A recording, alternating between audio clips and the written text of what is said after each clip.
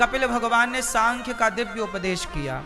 भगवान कपिल देव जी ने कहा संतों की संगति करो और अहम सर्वेषु भूतेषु भूतात्मा अवस्थितः सदा माता, मैं सब में अर्थात भगवान सब में है, यही अनुभव करो। देखो शादी हो गई, बच्चे हो गए, बच्चे सेटल हो गए, अब आप क्या करो, धीरे धीरे सब में परमात्मा को देखो, सत्संग करो, इसी से तुम्हारा बुढ़ापा सुधरना है, वरना बुढ़ापे को भी लगाना संसार में तो लगाओ, तुम्हारा नाश ही होगा और कुछ ना होगा। लगाए रहो, फिर क्या होना है। 60 साल के लोग भी शादी कर रहे हैं आजकल, पूछो इनसे शादी करके पाओगे क्या? 60 साल की उम्र में बहुत लोग शादियां कर लेते हैं, 50-55 साल की उम्र में शादी कर लेते हैं, पूछो इनसे क्या पाओगे? काहे शादी कर रहे हैं ये लोग? क्योंकि अभी इनके भीतर की वासना समाप्त नहीं भई, इनका चित्त अभी निर्मल नहीं हुआ, ये उलझे अभी भोग विलास में। ये भोग विलास से पाएंगे क्या? इतना भोगने के बाद भी क्या पा लिया और इतना आगे भोग के भी क्या पाओगे? इससे भला होना होता तो राजाओं की 10-10 पत्नियां थी, क्या कर लिया 10-10 पत्नियों को पाके भी? रावण की पत्नी मंदोदरी थी, लाखों पत्नियां थी रावण की, 1 लाख बेटा थे, जो अच्छी लगे ले आता, उसके संग रहता। लाखों पत्नियां थी रावण की, लाखों के संग वो बलात्कार कर चुका था, लेकिन क्या उसका पेट भरा? इस काम वासना से सीता मैया को चुरा लाया। सीता मैया को चुराया तो नानी याद आ गई, सर्वनाश हो गया। रावण जैसे ज्ञानियों को उसकी वासना ने सर्वनाश तक पहुंचा दिया, तो तुम्हारे भीतर की वासना तुम्हारा कल्याण कराएगी क्या? जो तुम बुढ़ापे में भी शादी का सोच रहे हो।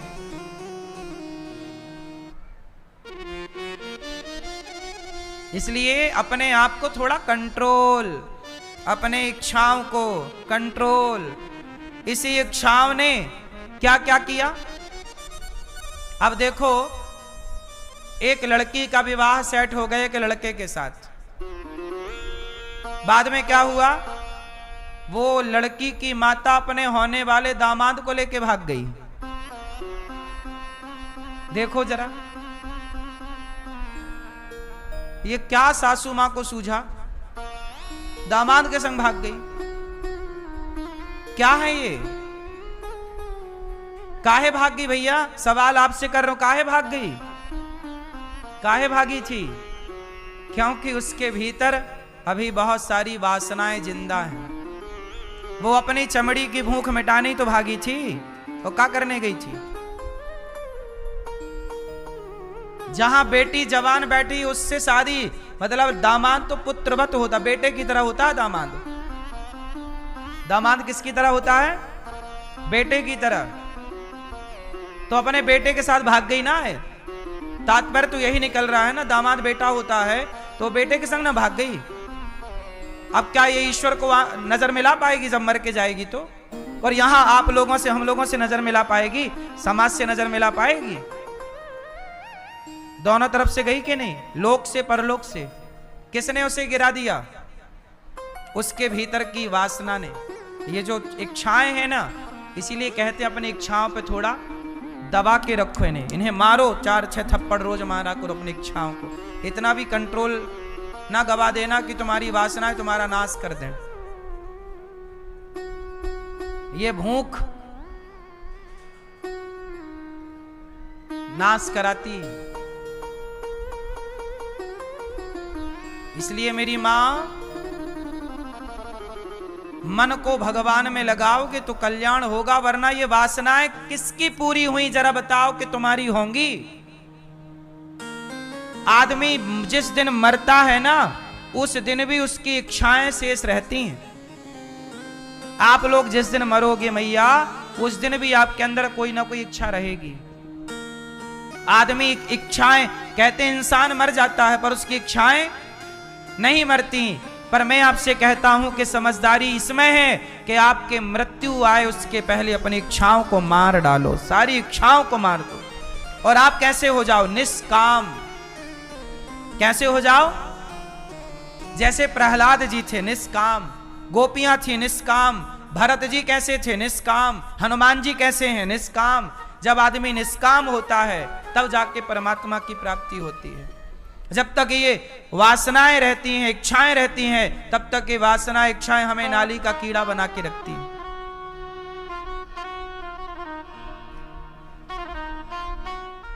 अपने को थोड़ा जीतो। हम लोगों ने कभी पाकिस्तान को, अमेरिका को, लंदन को जीतना नहीं चाहा। हमारे भारत की संस्कृति सदा कहती है, जीतना है तो किसी राजा को नहीं, स्वयं को जीत करके दिखाओ। स्वयं को जीत करके दिखाओ। यही ना खुद को जीतना है। मीराबाई ने किसे जीता? खुद को जीता। तुलसीदास जी ने, सूरदास जी ने, रैदास जी ने किसे जीता? खुद को जीता। इसलिए खुद को जीतो। जो व्यक्ति स्वयं से जीत गया वो सबसे जीत सकता है, और जो खुद से हार गया वो सबसे हार ही जाएगा। अब तुम्हारी वासनाएं तुम्हें हरा रही हैं कि नहीं? बोलो हां कि ना। वो सास दामाद के संग भागी, तो ये बताओ वो किससे हार गई? बोलो। अपने आप से हार गई। क्या उसके भीतर के अंतरात्मा ने ना कहा होगा कि मेरी बेटी का इस लड़के से ब्याह होने वाला है? समाज क्या सोचेगा? परिवार क्या सोचेगा? मेरी बेटी क्या सोचेगी? ईश्वर क्या सोचेंगे? मैं कैसे मुंह दिखाऊंगी? उसने क्या ये सब ना सोचा होगा? और नहीं सोचा होगा तो क्यों नहीं सोचा भाई? क्यों नहीं सोचा? आप लोग क्यों नहीं सोचते कि अगल आपके कोई भी काम से पूरा समाज प्रभावित होता है? बोलो हां। मैं कोई गलती करूंगा तो वो गलती केवल मेरी नहीं मानी जाएगी, मेरी गलती नहीं होगी। उस गलती से समाज आईना देखेगी, उससे समाज अच्छा या बुरा सीखेगी।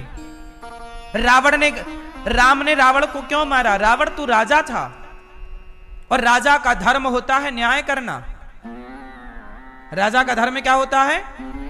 न्याय करना। और तू राजा है रावण, तू न्याय करने वाला है। और तेरा कैसा न्याय है कि तू किसी स्त्री को चुरा के ले आता है? क्या ये न्याय है? राजा तू कैसा राजा है रावण? इसलिए राम ने बहुत लोगों को मारा। कुंभकर्ण को भी राम ने मारा, पर कुंभकर्ण का पुतला नहीं जलाया जाता।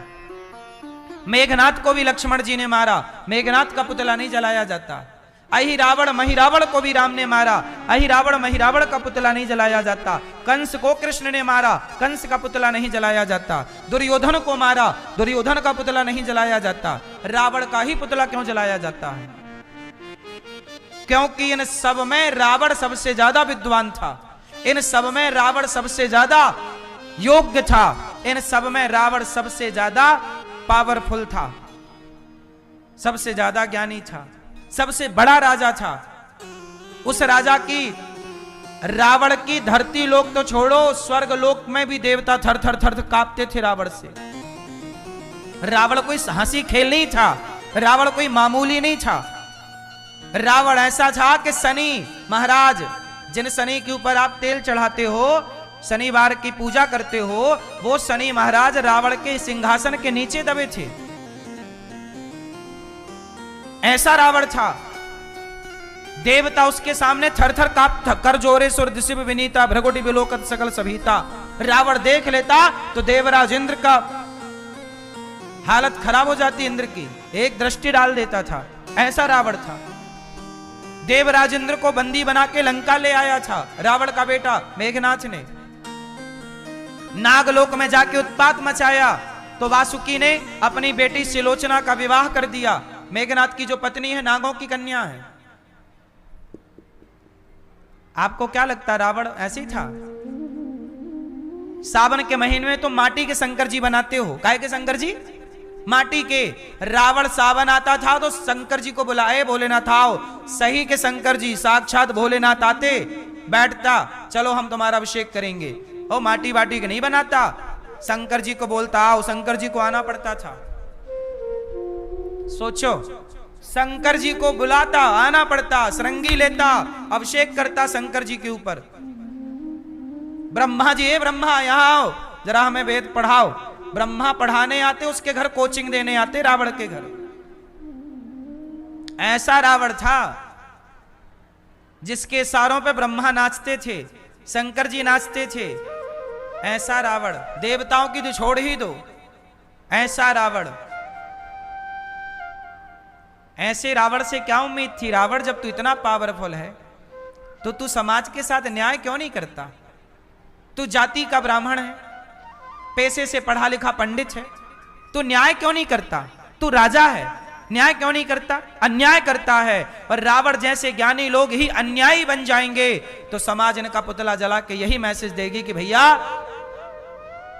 राजा का मतलब ये नहीं कि वो अन्याय करे, राजा तो राम जैसा चाहिए जो न्याय करते हो, है ना?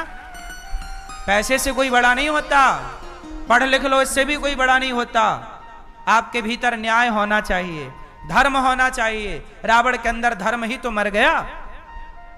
काम वासना इतनी चढ़ी उसके खोपड़ी पर कि उसे ये तक नजर नहीं आया कि ये जगत जननी माता है। सीता कौन है? माता है। रावण त्रिकालज्ञ था, रावण जानता था कि आगे क्या होगा, पीछे क्या हुआ। रावण जानता था कि सीता लक्ष्मी है, जानता था कि राम राम नारायण है, फिर भी चुरा के ले आया। मतलब अपनी माता को गलत नजर से देखना चाहता है, तेरे पुतले जलाए जाएंगे। तू बड़ा है तो क्या हुआ? इसलिए छोटा मोटा आदमी गलती करे तो उसकी गलती नहीं देखी जाती, पर बड़ा गलती करे तो उसका दंड ज्यादा है। इसलिए रावण के पुतले आज युगों बाद भी जलाए जाते हैं, क्योंकि रावण से उम्मीद नहीं थी। इसलिए दुनिया गलत करे करे, आप ना गलत करना, क्योंकि रावण ने जो किया उसका प्रभाव समाज पर आज भी है। बोलो हाँ। और आप जो करते हैं उसका प्रभाव युगों युगों तक रहता है। आपको क्या लगता है हमने जो किया भूल जाएगा? ना, इतना सरल नहीं है। गांधी जी ने जो किया वो से कोई ना भूल पाएगा। भूल पाएगा? इतिहास महाराणा प्रताप जी ने जो किया कोई भूल पाएगा? शिवाजी ने जो किया भूल पाएगा? मुगलों ने जो किया, अंग्रेजों ने किया, भूल पाएगा? कैसे भुलाओगे इतिहास को? इसलिए आपका काम छप जाएगा इतिहास के पन्नों में। ऐसा कुछ गलत निर्णय ना लेना कि समाज में आप गलत दृष्टि से देखे जाएं। ऐसा करिएगा कि समाज में अच्छा मैसेज जाए। अच्छा काम करना है, बुरे काम ना पकड़ लेना। कपिल भगवान ने मां देवहूति को समझाया कि मां हर क्षण भगवान का चिंतन हो। कपिल देव जी के दिव्य ज्ञान से मां सिद्धा नाम की नदी बनकर बह गईं और कपिल देव जी ने आचमन किया, गंगा सागर चले गए। मनु जी की तीसरी बेटी हुई प्रसूति, आकुति देवहूति प्रसूति। प्रसूति का विवाह दक्ष से हुआ। दक्ष की सबसे छोटी बेटी का नाम था सती। सती का विवाह भगवान शंकर से हुआ। एक बार माता सती को भगवान राम पर डाउट हो गया। जब राम खोज रहे थे, सीता कहां हो? सीता रावण ले गया। सीता कहां हो? सीता कहां? तो शंकर जी ने प्रणाम किया, हे राम आप बढ़िया लीला कर रहे हो, आपकी जय हो। पर माता सती को संदेह हो गया। माता सती बोली, हे भोलेनाथ किसको प्रणाम किया? बोले कि ये राम है, ये हमारे आराध्य हैं, भगवान हैं। सीता, अब माता सती बोली ये भगवान नहीं हो सकते। अरे भगवान होते तो खुद की पत्नी का पता ना लगा लेते? भाई भगवान से थोड़ी कुछ छिपा है, ये भगवान नहीं है, आपको कोई गलत फहमी हो गई। शंकर जी ने समझाया वो राम है, भगवान है, लीला कर रहे हैं। माता सती एक ना सुनी और माता सती लाख समझाने पर भी भोलेनाथ के ना सुनी और वही माता सती गई और भगवान राम की परीक्षा लेने खड़ी हो गई। सीता बन के खड़ी हो गई। सीता आगे खड़ी हो गई। राम जी खोज रहे हैं सीता सीता, तो आगे खड़ी हो गई, प्रभु मैं यहां हूं। राम जी ने पहचान लिया, माता आप यहां, भोलेनाथ कहां है? माता सती तो पसीने छूटने लग गया उनका, आपने कैसे पहचान लिया? मैं तो सीता बन के खड़ी हूं। बोले मेरी पत्नी का आप रूप बना सकती हैं, मेरी पत्नी का स्वभाव नहीं ला सकती। मेरी सीता तो सदा मेरे पीछे खड़ी होती है, आप आगे खड़ी हैं, आप मेरी मां हैं, मेरी सीता नहीं है। अब माता सती समझ गई कि ये तो भगवान है। शंकर जी समझा रहे थे तब समझ में नहीं आया। अब समझ में आया, लेकिन समझ में जब आया तब तक बड़ी देर हो गई। इसलिए कहता हूं साहब, जो हम समझा रहे हैं वो आप समझ लो। यदि हमारी बात नहीं समझोगे तो फिर समय समझाएगा आपको, और बस समय समझाएगा तो फिर बड़ा कठिन होगा। माता सती परीक्षा में फेल हो गई। भोलेनाथ जी, अब जहां दृष्टि जा रही है माता सती को, वहां सीताराम नजर आ रहे हैं। गिरा अरथ जल बीच सम कहियत भिन्न न भिन्न। राम सीता कोई अलग छोड़ी है? ये तो रावण ले गया, तो लीला थी। अच्छा, सीता मैया को रावण काहे ले गया? क्योंकि अच्छा ये बताओ, सीता मैया चोरी हो गई, रावण ले गया, इसमें किसकी गलती थी? राम की, सीता मैया की, या रावण की? किसकी गलती है? फास्ट, बिना देर लगाए, किसकी गलती है? किसकी गलती है? सीता मैया की क्या गलती है? क्या गलती है? लक्ष्मण रेखा पार कर दी, ये गलती नहीं थी, गलती सीता मां की ही थी। अच्छा एक बात बताएं आपको, सीता मैया को रावण चुरा के ले गया, ये किसका प्लान था? बोलो। राम जी का। तो क्या राम जी ही खुद किडनैप करवा दिए? तो इसकी कथा सुनो। सीता मैया से एक बहुत बड़ी गलती हो गई, एक नहीं दो। सीता मैया से दो गलतियां हुई, उन दो गलतियों की सजा है ये, और सजा तो सीता मैया को भी भोगनी पड़ेगी। तो हम और आप कौन हैं? ईश्वर का न्याय बिल्कुल दर्पण की तरह निर्मल है, पानी की तरह बिल्कुल कंचन है। सुनो, सीता मां से दो गलतियां हो गई। पहली गलती क्या? सीता मैया ने कहा कि हे रघुनंदन, हमें सोने का मृग चाहिए। क्या चाहिए? बोलो मेरी मां, क्या चाहिए? सोने का। अब जब सीता मैया का मन राम से हटा और कहां लगा?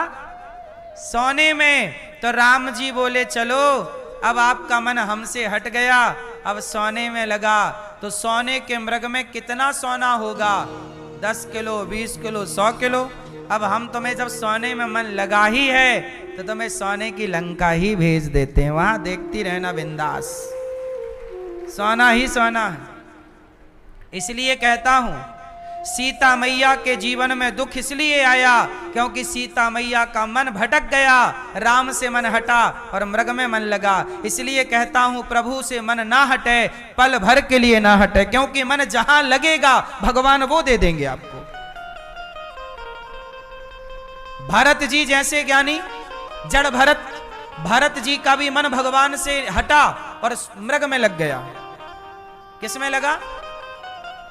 जब मृग में मन लगा तो भरत जी जब मरे तो उन्हें क्या बनना पड़ा अगले जन्म में? भरत, जड़ भरत की बात कर रहा हूं कि भरत जैसे ज्ञानी एक राजा थे भरत जी, सब छोड़ के गंडकी नदी के तट पर तपस्या करने गए। वहां पर क्या हुआ, एक मृग का बच्चा पानी में बह रहा था तो बचा कर ले आए। अब उस बच्चे को बड़ा प्यार करने लग गए, वो मेरा मृग मेरा मृग मेरा। और एक दिन क्या हुआ, जब उनकी मृत्यु का टाइम आया भरत जी के, तो वो मृग का चिंतन करते करते मर गए। तो यमराज जी ने कहा कि आप मृग का चिंतन करते आए हैं, इसलिए आपको मृग की योनि में जाना पड़ेगा। मरते समय व्यक्ति जिसका चिंतन करता है वो है उस योनि में चला जाता है। इसलिए कहता हूं कि आप लोग भगवान का चिंतन किया करो, ताकि पल भर के लिए भगवान का चिंतन, वरना अंते यामति सागति, मरते समय आपका मन जहां लगेगा वो गति होगी आपकी, याद रखिएगा। सीता मैया का मन कहां लग गया? सोने के मृग में। पहुंचा दिया राम जी ने, जाओ लंका, सोने की लंका खूब देखना सोना। पहली गलती सीता मैया की, बोलो हां कि ना? अब जिन्हें राम मिले हो उनका मन सोने चांदी में लगना चाहिए, बोलो मेरी मां। अब सीता मैया का लग गया, राम जी ने पहुंचा भी दिया। हमारे भगवान जल्दी सुन लेते हैं, पहुंच गई सीता मैया। दूसरा कारण, सीता मैया ने एक दूसरी गलती और कर दी। चलो ये गलती तो बहुत बड़ी नहीं थी, पर इससे बड़ी एक गलती थी जो क्षमा नहीं कर सकते राम। और ये गलती मैं करूं और आप करोगे तो ईश्वर आपको भी क्षमा नहीं करेंगे। अब जो गलती मैं बोल रहा हूं उसे ध्यान से सुनना। सीता मैया ने गलती कर दी। क्या? जब राम जी सोने के मृग के पीछे गए तो वो मृग तो माया का था। क्या नाम था उसका? मारीच। तो राम ने बाण मारा तो मारीच को लगा बाण, तो सोने के मृग से वो मारीच बन गया। और क्या जोर से चिल्लाया? मारीच ने मरते समय क्या चिल्लाया? हा लक्ष्मण। क्या चिल्लाया? लक्ष्मण लक्ष्मण। ऐसे चिल्लाया मानो राम चिल्ला रहे हो। तो सीता मैया को डाउट हुआ कि राम संकट में है। तो सीता मैया ने लक्ष्मण जी से बोला कि जाओ राम संकट में है। लक्ष्मण जी बोले ना माता, राम कभी संकट में नहीं आ सकते, वो साक्षात नारायण है। लक्ष्मण जी तो लक्ष्मण जी हैं। लक्ष्मण जी जानते हैं कि राम कौन है, उन पर संकट आ ही नहीं सकता, वो भगवान है। सीता मैया बोली नहीं जाओ। लक्ष्मण जी बोले ना माता, आप क्षमा करो, पर राम पर कोई संकट आ नहीं सकता। सीता मैया बोली अच्छा तुम नहीं जाना चाहते, लो चूड़ी तुम पहन लो, मैं जा रही हूं। वहां पर आपको पता है वाल्मीकि रामायण में लिखा है कि सीता मैया ने लक्ष्मण जी पर लांछन लगा दिया कि तुम तो जाना ही नहीं चाहते, तुम तो चाहते हो कि राम ना रहें। तुम भी कौन राम के सगे भाई हो। क्या क्या कहा, वो सब बहुत कुछ कहा सीता मैया ने, बहुत कठोर शब्द कहे। लक्ष्मण जी को बहुत डांटा सीता मैया ने, जबकि लक्ष्मण जी निर्दोष हैं। लक्ष्मण जी कौन है? राम के भक्त। बोलो लक्ष्मण जी कौन है? राम के भक्त हैं। और भक्त का दिल दुखाया सीता मैया ने। लक्ष्मण जी बेचारे रो पड़े, इतना डांटा और ऐसी उल्टी सीधी बातें की कि जिनका कोई ना सिर था ना पांव था। तब लक्ष्मण जी ने रेखा खींची, बोले माता मैं जाऊंगा तो सही, पर ये रेखा माता यहां पे बहुत आताताई रहते हैं, उद्दंड मायावी राक्षस रहते, पार ना करना। लक्ष्मण जी चले गए। और जब लक्ष्मण जी गए तो राम समझ गए कि मेरी सीता ने एक भक्त का अपराध कर दिया। किसका अपराध हुआ? बोलो जोर से। लक्ष्मण कौन? भक्त। और भक्त का दिल किसने दुखाया? सीता मैया ने। भगवान बोले अहम भक्त पराधीन यस्वतंत्र वध्वजा। भगवान कहते हैं मुझे लात मार दो मैं सह लूंगा, मेरा अपमान कर दो मैं सह लूंगा। सुनो, भगवान को लात मार दोगे सह लेंगे, भगवान को कह दोगे सह लेंगे, पर भगवान कहते हैं कि मेरे भक्त को तुम अपमानित करोगे तो मैं ना सह पाऊंगा। भगवान को लात किसने मारा था? भृगु ऋषि ने। एक भृगु नाम के ऋषि थे, उन्होंने भगवान को छाती पे लात मारी, भगवान नारायण को। जब लात मारी तो भगवान ने चरण पकड़ के भृगु जी से कहा भृगु जी मेरी छाती बड़ी कठोर थी, आपके चरण बड़े कोमल थे, कहीं आपके चरणों में चोट तो नहीं आ गई? भृगु जी ने लात मारी नारायण को, नारायण ने उन भृगु जी से ही कहा कि आपके पांव में चोट तो नहीं आई। ऐसे भगवान। जब भगवान को लात मारा भृगु जी ने तो भगवान ने एक शब्द नहीं कहा, लेकिन जब रावण ने विभीषण को लात मारा, विभीषण भक्त हैं, और जब विभीषण जैसे भक्त को लात मारा तो राम ने लंका का नाश कर दिया। भगवान कहते हैं तो मेरा बिगाड़ दो चलेगा, पर मेरे भक्त का बिगाड़ोगे सर्वनाश कर दूंगा। सीता मैया ने भी यही गलती कर दी कि लक्ष्मण जैसे भक्तों का अपमान कर दिया। ये कौन सा पाप होता है? ये भक्त अपराध होता है। इसे कौन सा अपराध कहते हैं?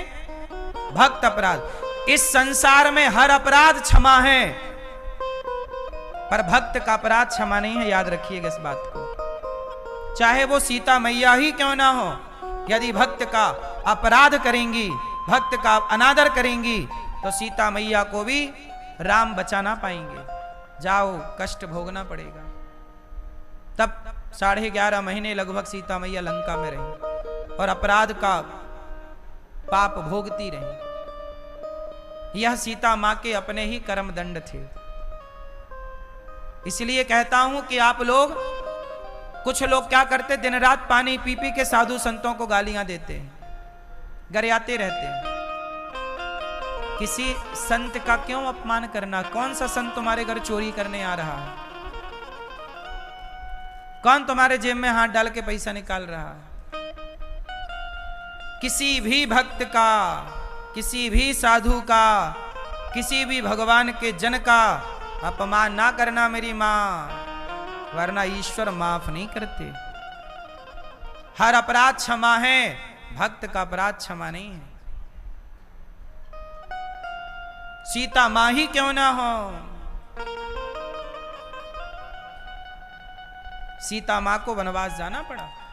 और पार्वती सती माता आई परीक्षा लेकर, फेल हो गई परीक्षा में।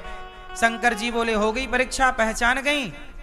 सती माता ने झूठ कह दिया, हमने कोई परीक्षा नहीं ली। भगवान शंकर ने ध्यान लगा के देखा कि इन्होंने सीता का रूप बनाया है, अब मैंने स्वीकार पत्नी के रूप में कैसे करूं? तो भगवान शिव ने माता सती का परित्याग कर दिया।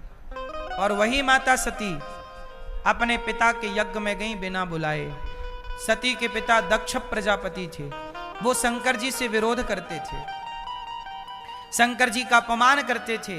एक दिन भरी सभा में भगवान शिव का अपमान कर दिया, पर शिव ने कोई उत्तर नहीं दिया। आज माता सती यज्ञ में गई और अपने पति शिव का अपमान देखा, तब माता सती योग अग्नि में जलकर भस्म हो गई। और जब माता सती योग अग्नि में जली तो भगवान शिव माता सती के जलते हुए शरीर को लेकर दौड़े। इतना प्रेम था भगवान शिव का कि माता सती का शरीर जल रहा था, वो जलते शरीर को गले लगाए थे शंकर जी। तब भगवान नारायण ने देखा कि तो भोलेनाथ अंगार को गले लगाए हैं, क्योंकि उस समय अंगार रूप में जलता शरीर माता सती का। तब भगवान नारायण ने क्या किया? माता सती के शरीर को सुदर्शन से काटना स्टार्ट किया, एक एक अंग। तो 52 टुकड़े किए माता सती के, और जब 52 टुकड़े हो गए तो हाथ से सती जी चली गईं। तब शंकर जी का क्रोध शांत हुआ।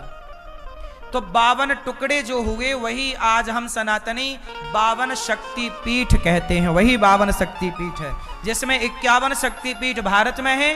बंटवारे के टाइम एक शक्ति पीठ जो कि भारत का हिस्सा पाकिस्तान था, वहां पे हिंगला शक्ति पीठ पाकिस्तान के खाते पे चली गई, जो कि पाकिस्तान भारत ही था। तो बाद में बंटवारा हो गया देश का, तो हिंगला शक्तिपीठ चली गई। तो 51 शक्तिपीठ भारत में है, एक शक्तिपीठ पाकिस्तान में। अब पाकिस्तान में वो किस हाल में है, किस स्थिति में है, हम नहीं जानते। लेकिन हमारे भारत की 51 शक्तिपीठ सुरक्षित हैं। तो यही उन्हीं एक शक्तिपीठ में एक कामाख्या शक्तिपीठ है, वृंदावन में भी एक शक्तिपीठ है। 52 शक्तिपीठ में एक शक्तिपीठ वृंदावन में भी है। तो ये वामन शक्तिपीठ है, जिसमें कि एक उज्जैन में है, एक यहां है वृंदावन में, और यत्र तत्र सर्वत्र है। वही सती माता शंकर जी ने दक्ष का यज्ञ विध्वंस वीरभद्र के द्वारा कराया, बाद में बकरे का सिर जोड़ करके उसका यज्ञ पूरा कराया। बाद में माता सती पार्वती बनकर प्रकट हुई, और पार्वती माता ने 10,000 वर्षों तक बिल्व पत्र खाकर तपस्या की, और बाद में मां पार्वती का विवाह भगवान शिव से संपन्न हुआ। बोलिए शंकर भगवान की। और माता पार्वती उनकी पत्नी हुई, वही सती अगले जन्म में पार्वती बनी और हिमालय की कन्या कहलाई। पार्वती से भगवान शिव का विवाह हुआ। चूंकि 10,000 साल तक बिल्व पत्र खा के तपस्या की, इसलिए शंकर जी के ऊपर बिल्व पत्र चढ़ाया जाता है। शंकर जी को अति प्रिय बिल्व पत्र है, क्योंकि वो माता पार्वती के प्राणों की रक्षा करने में सहयोगी था, इसलिए। बात समझ में आई? हाँ या ना? इसलिए बिल्व पत्र केवल चढ़ाया ही नहीं जाता, बिल्व पत्र खाया भी जाता है। वो एक औषधि है, जैसे तुलसी का पत्ता एक औषधि है, बिल्व पत्र भी औषधि है। इसलिए 4-6 पत्ते खाया भी करिए। बिल्व पत्र के पत्ते, बेलपत्ती समझते हो ना, खाया भी करो, चढ़ाया भी करो, खाया। ये औषधि है, औषधि के रूप में माता पार्वती ने 10,000 वर्ष तक यही खाई। सोचिए इसको खाने से कितना स्वस्थ रही। हमारे यहाँ पहले यही ना कंदमूल फल औषधियां ही लोग खाते थे, पहले यही ना खाया जाता था। साग पत्ता ये भी एक प्रकार का आहार है माता पार्वती का। तो माता पार्वती और भगवान शिव कैलाश पर विराजे। बोलिए शंकर भगवान की। शंकर जी के सिर पर जटा बह रही है और प्रेम पूर्वक शंकर जी का मस्तिष्क बिल्कुल ठंडा है। मानो भोलेनाथ कहते हैं दिमाग को ठंडा रखना चाहिए। अच्छा, एक बात समझने की है कि भगवान शंकर बड़े दानी हैं। शंकर कैसे हैं? बड़े दानी हैं, अपने भक्त को सब कुछ देते हैं। इसलिए मैं आपसे एक बात कहूं, यदि हमारे भगवान दानी हैं तो भगवान के भक्तों को कैसा होना चाहिए? दानी। क्यों दानी क्यों होना चाहिए? दानी इसलिए होना चाहिए कि देखो, जटायु जी ने जब रावण सीता मां को लेकर जा रहा था तो सीता मां के प्राणों की रक्षा किसने करनी चाहिए? जटायु कर नहीं पाया रक्षा प्राणों की, पर रक्षा करने का क्या किया उसने? क्या किया? प्रयास किया। हम कर पाए ना कर पाए, हम प्रयास तो करें। बस यही प्रयास ये दास अनिरुद्ध करता है। हम जटायु की कथा जब पहली बार सुने तो जटायु की कथा ने हमें बड़ा प्रेरित किया कि हाथ पर हाथ रख के बैठने से बेहतर है कुछ किया जाए। यदि जटायु ने पक्षी होकर एक नारी का दुख दूर करने के लिए अपने पंख आगे बढ़ाए, तो आज की स्त्रियों का दुख दूर करने के लिए हम अपने हाथ आगे क्यों नहीं बढ़ा सकते? आज भी तो स्त्रियों पर बेटा बहू अपने उन्हें प्रताड़ित कर रहे हैं। आज भी तो समाज बूढ़ी माताओं को प्रताड़ित करता है, तब गौरी गोपाल में ऐसी वृद्ध माओं को सहारा मिलता है। आज गौरी गोपाल में 307 वृद्ध माएं हैं। इन वृद्ध माओं में ये वही माएं हैं जिनके अपने बेटा, जिनकी अपनी बहुएं, जिनके अपनों ने इन्हें घर से निकाल दिया, भोजन नहीं दिया। ऐसी माओं को यहाँ रहने की व्यवस्था, भोजन की व्यवस्था, सब कुछ यहाँ होती है। आप लोगों से मेरी प्रार्थना है कि आप भी इन माओं के बेटा बनो, बेटी बनो, सहारा बनो। गौरी गोपाल आश्रम में हजारों साधु संत आते हैं। कोई भी संत आओ, सबको पेट भर भोजन मिलता है। ये देखो, हजारों संत सवेरे सवेरे आते हैं, यहां से रोटियां लेकर जाते हैं। ये दास अनिरुद्ध, मुझे अच्छा लगता है कि जब मैं किसी के काम आता हूं, आप भी अपने आप को ऐसा बनाना मेरे माँ और मेरे भाई, मेरी बहनों, कि आप किसी के काम आओ। क्या होंगे आप? किसी के। जो किसी के काम आता है ना, उसी का जीवन सार्थक है। जो किसी के काम ही ना आए, उसका जीवन कैसे सफल होगा? इसलिए ये दास अनिरुद्ध आपसे कहेगा कि हजारों साधु संत, दीन दुखी, जरूरतमंद, जो भजन करने वाले साधु हैं, ऐसे संतों को आप यदि रोटी दें तो आपकी रोटी खाकर संत भजन करें। इसी से, इसी दुआएं, इन्हीं दुआओं से आपके बच्चों की उम्र लंबी होती है। दुआएं कहते पैसे बहुत कमा लिए, थोड़ी दुआएं कमाओ। आप भी एक दिन का अन्य क्षेत्र अवश्य बंटवाइए और साधु सेवा करने योग्य है तो करिए। आप एक साधु को भोजन करा सकते हैं, आप जो बन पड़े वो सेवा करें। गौरी गोपाल आश्रम में अखंड रसोई चलती है, कोई भी आओ सबको पेट भर भोजन मिलता है। आप भी एक दिन की रसोई बंटवाएं कि आज का भोजन प्रसाद हमारी तरफ से बांटा जाएगा। अच्छे काम आप कर लें, बुरे काम एक भी ना करें। ये देखो, ये रसोई चल रही है, कोई भी आओ, किसी के लिए रोक टोक है? आपने ध्यान दिया होगा गौरी गोपाल में दरवाजा ही नहीं है। देखा आपने सामने कोई दरवाजा है? सोचिए, आज के इस कली काल में गौरी गोपाल ऐसा है जहां दरवाजा ही नहीं। कभी भी आओ आपको पेट भर भोजन मिलेगा। दरवाजा क्यों? भक्त कभी भी आ सकता है। कोई भी आओ, दरवाजा ही नहीं है यहाँ, सबके लिए भरपेट भोजन है। आप लोग भी इस सेवा से अपने आप को जोड़ो। और यहाँ जो हजारों भक्त भोजन करते हैं, हमने कल आपसे कहा था, एक एक मुट्ठी गेहूं, एक मुट्ठी चावल रोज निकाला करो और महीने भर में उसकी सेवा सहयोग गौरी गोपाल की रसोई में जमा किया करो, ताकि आपका भी धन पवित्र हो दान करने से। और गौरी गोपाल में अन्नपूर्णा माँ की विशेष कृपा है। जहाँ हजारों लोग खा रहे हैं, वहाँ अन्नपूर्णा माँ की कृपा नहीं है। तो जब आपका सहयोग गौरी गोपाल पहुँचता है तो अन्नपूर्णा माँ की कृपा भी आप तक पहुँचती है। इसलिए अन्नपूर्णा माँ की कृपा आप पर बनी रहे। अन्नदान अवश्य करिएगा।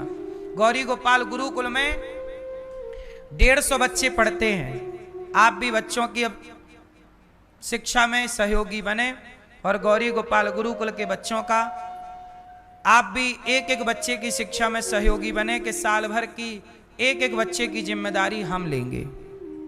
अभी मुझे एक स्कूल और बनाना, गुरुकुल है अपना, 150 बच्चे पढ़ते हैं, पर बहुत सारे लड़के लड़कियां आते हैं कि हमें भी आपके स्कूल में पढ़ना है, पर अभी स्कूल तो है ही नहीं अपने पास। अभी तो एक छोटा सा गुरुकुल है, तो वो बहुत छोटा है, 150 ही बच्चे आ सकते हैं, इससे ज्यादा की क्षमता नहीं है। अब हम एक स्कूल प्लान कर रहे हैं जो कक्षा 1 से लेकर 12वीं तक होगा, CBSE बोर्ड होगा, जहां बच्चों को शिक्षा के साथ संस्कार देंगे और धीरे धीरे उसके बाद ऐसे स्कूल जो बच्चों को शिक्षित ही नहीं संस्कारी भी बनाए, ऐसे बच्चों का निर्माण हो जो बच्चे अपने माँ बाप को घर से ना निकालें बल्कि भगवान मानकर उनकी घर बैठे सेवा करें। ऐसे संस्कार उन्हें देने के लिए हम स्कूल बनाना चाहते हैं कक्षा 1 से लेकर 12वीं तक। अब उस स्कूल में आप सब सहयोग करेंगे तब वो स्कूल बन पाएगा, वरना हम सोच ही सकते हैं। सहयोग आपको करना है, कृपा ईश्वर की है। हम तो केवल अच्छे निर्णय ले सकते हैं, जो हमारे मन में है वो हम कह देते हैं। पूरा करेंगे भगवान आपका सहयोग। तो आप भी एक स्कूल में सहयोगी बनना चाहें तो बने, बहुत बड़ा काम है। फिर भारत के कोने कोने में हम स्कूल बना सकते हैं। पहले एक बना के उसे चलाकर सबको बताना है, इसके बाद धीरे धीरे पूरे भारतवर्ष में हम गौरी गोपाल स्कूल की स्थापना कर सकते हैं, जहां मैं गारंटी लूंगा इस बात की कि आपके बच्चे केवल शिक्षित ना होंगे, वो डॉक्टर, इंजीनियर, एडवोकेट तो बनेंगे, पर शिक्षित के साथ बहुत संस्कारी होंगे। ये उस स्कूल की विशेषता होगी। आज शिक्षाएं हैं पर संस्कार नहीं है, इस पे काम करने की बहुत जरूरत है, पर आप सहयोग करेंगे तब स्कूल का निर्माण होगा। इसलिए स्कूल में एक कक्षा के लिए, एक रूम कक्षा के लिए, क्लासरूम के लिए सहयोग कर सकते हैं, एक बोरी सीमेंट ईंट के लिए सहयोग कर सकते हैं। गौरी गोपाल आश्रम में वृद्ध माताएं रहती हैं, वो माएं जिनको अपने बच्चों ने घर से निकाल रखा है। मैया कैसी हैं आप? कैसी है मेरी माँ? अभी अच्छे हैं। कहाँ से आई हो? कलकत्ता से। कलकत्ता, बंगाल। तो गौरी गोपाल में कैसा लग रहा है आपको? बहुत अच्छा बेटे। खुश हैं आप? बहुत। कोई तकलीफ? कुछ नहीं। खाने पीने को यहाँ मिलता है? बहुत ठीक, अच्छा। घर की याद नहीं आती? क्या किसका याद करें बेटे, अब तो तुम्हारा शरण में आए हम। तो घर की याद आती है कभी? किसका याद करें भाई, कौन, हमको तो सब गोतिया ने यह सब निकाल दिया है, पति तो है नहीं, बेटी एक तो थी वो भी भगवान को प्यारी हो गई, हमारे पास तो कोई है नहीं। तो बेटा? नहीं है। बेटा नहीं, और बेटियां? बेटी भी वही एक थी। एक थी, तो वो भी भगवान के घर चली गई। पति नहीं, परिवार, कोई रिश्ते नाते आपको स्वीकार नहीं किए? नहीं, देवर है 4 ठो, लेकिन कोई नहीं, रहने नहीं दिया हमको। घर भी है लेकिन रहने नहीं दिया। आपका घर है? तो आपके घर में उन लोगों ने कब्जा कर लिया? हाँ हाँ। किसने? देवर सब। देवर लोगों ने? 4 देवर हैं? हाँ। तो देवरों ने आपका सहयोग नहीं किया? नहीं। देवर के लिए भाभी ना माँ होती है, तो मतलब ये अपने देवरों की क्या लगी? माँ। 4 देवर हैं, उन देवरों के भी अपने बच्चे, बाल बच्चे होंगे। मिलजुल करके एक माँ की सेवा कर लेते इंसानियत के नाते। तुम्हारी भाभी है, तुम्हारी माँ है, तुम सेवा नहीं करोगे कौन करेगा? लेकिन जब अपने सेवा नहीं करते, अपने साथ नहीं देते, जब अपनों ने सहयोग नहीं किया, अपनों ने रोटी नहीं दी, तब इन माओं को गौरी गोपाल में भगवान ने सहारा दिया है। तब यहाँ आकर इन माओं को सहारा मिला। अब इन माओं को जब आप लोग रोटी देंगे, जब आप लोग सहयोग करेंगे इन माओं के लिए, तो क्या इनकी दुआएं आपको ना मिलेंगी? इसलिए कहता हूँ 307 वृद्ध माएँ हैं, आप भी इन माओं को भोजन बंटवा सकते हैं अपनी ओर से, कि आज का भोजन माताएं हमारी तरफ से पाएंगी। आप भी अपने बेटा बेटी के जन्मदिन में ये शुभ कार्य करें। इन माओं से, मैं आपसे कोई पैसा तो नहीं लिया हमने? नहीं बेटे, कुछ नहीं बाबू। इन माओं से 1 रुपए नहीं लिया जाता। आप लोगों से भीख मांग मांग कर यह दास अनिरुद्ध इन बेसहारा माओं की सेवा करता है। इसलिए यह दास अनिरुद्ध आपका ही बेटा है, आपका भाई है, और ये माएँ आप सबकी हैं। इंसानियत के नाते हम कहते हैं पहले गौरी गोपाल आओ, यहाँ की सेवाओं को देखो। जो टीवी पर देखा सुना था वो सही है कि गलत है? आप लोग बताओ जोर से। सही है। तो आप भी पहले देखो, देखने के बाद आपको लगे कि हमारे पैसे का सदुपयोग हो रहा। यहां आपके पैसे का सदुपयोग है कि नहीं? आपके एक एक रुपए का इतना सदुपयोग है कि देखो माओ के कितनी अच्छी रहने की व्यवस्था है। सारी माओ के कमरे में एसी लगी है, सारी माओ के लिए रात्रि का एक एक गिलास दूध है, सभी को समय पे नाश्ता है, समय पे भोजन है, समय पर दवाइयाँ हैं। कोई माँ बीमार पड़ जाए तो 1 लाख का भी उपचार करना पड़े तो 1 लाख की भी दवाइयाँ होती हैं। पीछे नहीं हटता ये दास अनिरुद्ध। मैं तो आपसे केवल रोटियां मांगता हूं माओ के लिए, लेकिन माओ की दवाई भी करनी पड़ती है। ये दास पीछे नहीं हटता। 4 लाख भी लगे दवाई में तो दास अनिरुद्ध कराता है। क्या करें बताओ? डॉक्टर बोलेगा कि ऑपरेशन करना है तो कराऊंगा नहीं। इसलिए आप लोग भी इन माओ के सहयोगी जरूर बने, इंसानियत की सेवा करें। यही हमारा इन माओ से खून का कोई रिश्ता नहीं है, रिश्ता है तो केवल इंसानियत का। आप लोग भी पैसा कमाओ, अपने लिए तो सब कमाते हैं, अपने बच्चों का पेट तो कुत्ता बिल्ली भी भरते हैं, पर सभी में बांट कर खाए ना वही इंसान होता है। इसलिए खाने से पहले इन माओ के बारे में जरूर सोचिए, क्योंकि ये आपके सहयोग से यहाँ रोटी बनती है। अखंड रसोई चलती है, 30,000 लोग पर डे भोजन करते हैं यहाँ पर, 1 लाख रोटियाँ रोज बनती हैं। आप भी 1 लाख रोटी में 2-4 रोटी का सहयोग करें, 1 दिन की रसोई बंटवाएं। गौ सेवा होती है, गायों के लिए चारा भूसा का सहयोग कुछ लोगों ने किया है। आओ नाम सुनते हैं ऐसे दानवीर महापुरुषों का जिन्होंने धन को धर्म से जोड़ा है। बोलिए गौरी गोपाल भगवान की, सदगुरुदेव भगवान की। समुपस्थित सभी श्रद्धालु जनों को जय श्री कृष्णा। व्यासपीठासीन पूज्य श्री महाराज जी के चरणों में कोटि नमन वंदन। आपने अभी श्रवण किया कि कैसे असहाय दीनहीन जरूरतमंद वृद्ध माताओं की सेवा गौरी गोपाल आश्रम में हो रही है। शास्त्र भी कहते हैं कि अभिवादन शीलस्य नित्यम वृद्धोपसेविनः चत्वारि तस्या वर्धन्ते आयुर्विद्या यशोबलम। यदि आपको आयु यश विद्या और बल चाहिए तो नित्य वृद्धों की सेवा अवश्य करें। कहते हैं जो माता पिता की सेवा नहीं करते, वृद्ध जनों की सेवा नहीं करते, वो कभी भी भगवत प्रेमी भगवत सेवी नहीं हो सकते। यदि भगवत प्रेमी बनना है, भगवान का आशीर्वाद प्राप्त करना है तो माता पिता वृद्ध जनों की सेवा अवश्य करें। कुछ महानुभावों ने इन सेवाओं के लिए अपना सहयोग भेजा है। श्री वासुदेव जी कोंदोई जयपुर राजस्थान से आप 11,000 रुपये का सहयोग समर्पित कर रहे हैं। स्वर्गीय पुष्पा रोहतकी आप दिल्ली से विशेष सहयोग समर्पित कर रही हैं। अनिल कुमार दुबे गुड़गांव हरियाणा से विशेष सहयोग। राधेश्याम शर्मा श्री रामलाल फरुखाबाद से विशेष सहयोग समर्पित कर रही हैं। सुमन गुप्ता जी एटा से 25,000 रुपये। सरोज देवी विजयपाल जी मुजफ्फरनगर से आप 11,000 रुपये। शिवानी फरीदाबाद से 11,000 रुपये। वीर राजेंद्र कुमार राठौर गुजरात से आप भी विशेष सहयोग समर्पित कर रहे हैं। आप भी यदि इन्हीं दानवीरों की तरह अपना नाम यहाँ से मंच से घोषणा कराना चाहते हैं तो संस्था के अकाउंट नंबर टीवी स्क्रीन पर दिख रहे हैं। आप अपना सहयोग समर्पित करते हुए मोबाइल नंबरों में संपर्क कर आप अपना नाम दर्ज अवश्य कराएं। 11 तारीख से पुनः श्रीमद् भागवत कथा की पोथी पारायण यहाँ पर बिठाले जाएंगे। आप भी पोथी यजमान बन सकते हैं, भागवत कथा का मूल पाठ करा सकते हैं। पितरों की प्रसन्नता के लिए, घर में सुख शांति के लिए आप भी पोथी यजमान अवश्य बने। अधिक जानकारी के लिए मोबाइल नंबरों में संपर्क कर आप अधिक जानकारी ले सकते हैं। आइए इसी क्रम के साथ चलते हैं पूज्य श्री महाराज जी के चरणों में। जय श्री कृष्णा, जय श्री राधे। ये मैया भी हमसे कह रही थी कि हम अनाथ थे, पर गौरी गोपाल में आकर के हमें भगवान की कृपा से सब कुछ मिल गया। देखो आप लोगों के जरा जरा से सहयोग से इन अनाथ माओं को सहारा मिल रहा है। आपको पता ही नहीं कि आप लोग कितना बड़ा पुण्य कर रहे हैं। यदि आप एक रोटी भी गौरी गोपाल में दे रहे हैं माओं के लिए तो आप बहुत बड़ा पुण्य कर रहे हैं। सदा भगवान आपकी झोलियां भरी रखें।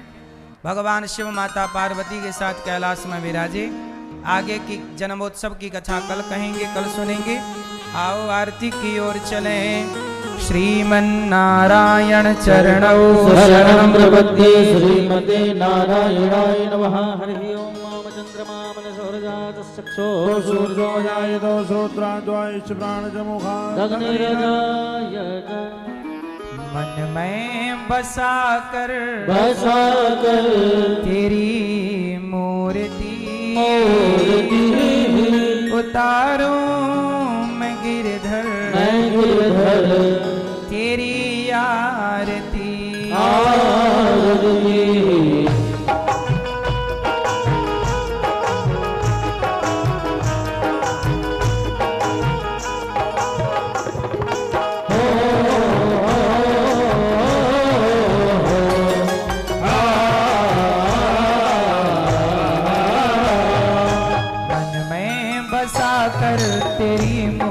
मूर्ति, उतारूं मैं गिरधर तेरी आरती। मैं बसा कर तेरी मूर्ति, उतारूं मैं गिरधर तेरी आरती। मन में बसा कर तेरी मूर्ति, उतारूं मैं गिरधर तेरी आरती। मन में बसा कर तेरी मूर्ति, उतारूं मैं गिरधर तेरी आरती।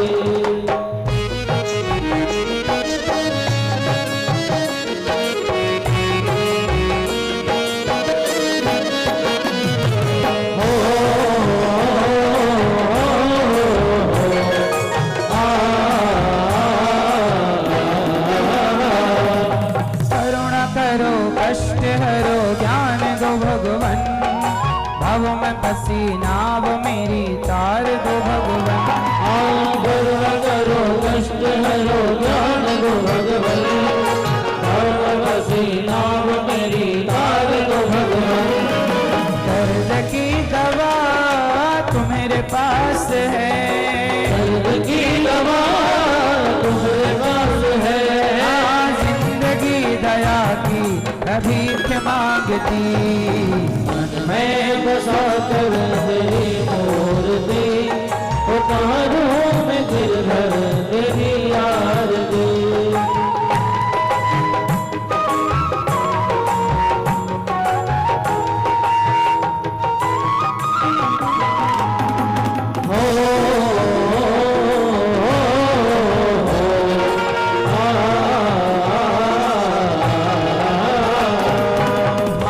तुझसे क्या मैं यही सोचूं भगवन, जिंदगी जब तेरे नाम कर दी अर्पण।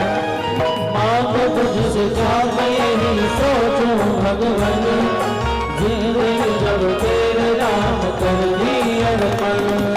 सब कुछ तेरा कुछ नहीं मेरा, सब कुछ तेरा कुछ नहीं मेरा।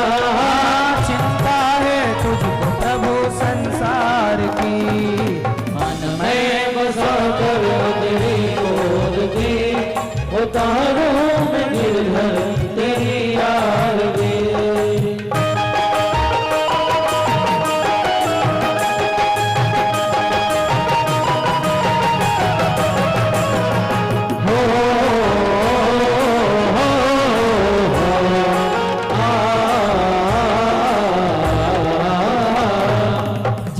तेरा नाम लिया उसके जागे भाग, सोते हुए जीवन से अब तो प्राण जाग। जिसने तेरा